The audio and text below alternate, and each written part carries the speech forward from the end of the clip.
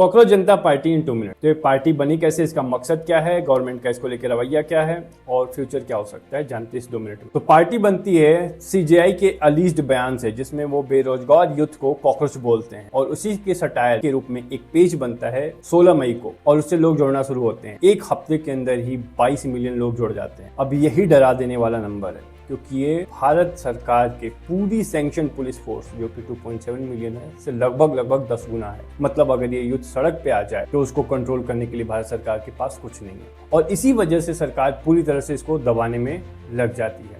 इसके rational reason दिए जाते हैं कि इनका कोई कोहेरेंट एजेंडा नहीं है, काम नहीं है, पाकिस्तानी एजेंट है, वही घिसे पुते पुराने तरीके, एक्सटर्नल इन्फ्लुएंस है, जॉर्ज सोरोस है, मतलब कुछ भी, इस चीज़ का कोई भी एविडेंस नहीं दिया गया और कुछ बातें वैलिड भी हो सकती हैं, पर असली में इसका मकसद क्या है, एसेंस क्या है। तो व्यंग से शुरू होने वाली ये चीज़ एक यूथ मूवमेंट बन गई है जो आज के यूथ का गुस्सा दिखा रही है सरकार के प्रति, उसमें भ्रष्टाचार के प्रति, उस महंगाई के प्रति, दोगलेपन के प्रति और पुअर गवर्नेंस और उसका कोई सोल्यूशन ना होने के प्रति।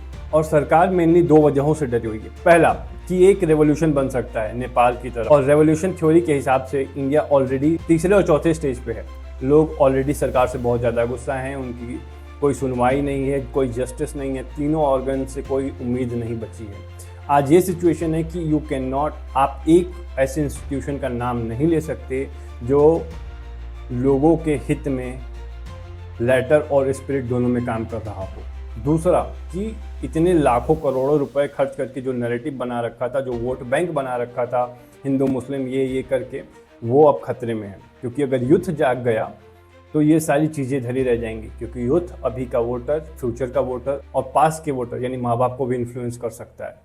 अब इसका फ्यूचर क्या हो सकता है? किसी भी मूवमेंट का फ्यूचर 2 चीज़ें डिसाइड करती हैं, एक उसको लीड करने वाले और दूसरा उसके कॉजेस। तो इस कॉकरोच पार्टी में लीडर के नाम पे कुछ खास नहीं है, ना तो रियल वर्क है ना एक्सपीरियंस है, बट जो कॉज है, रियल कॉज है, वो बहुत सॉलिड है। लोग इस वक्त बहुत ज़्यादा गुस्से में हैं, उनकी सिचुएशन बहुत ख़राब है और सरकार उस चीज़ को सही करने के लिए कुछ नहीं कर रही है।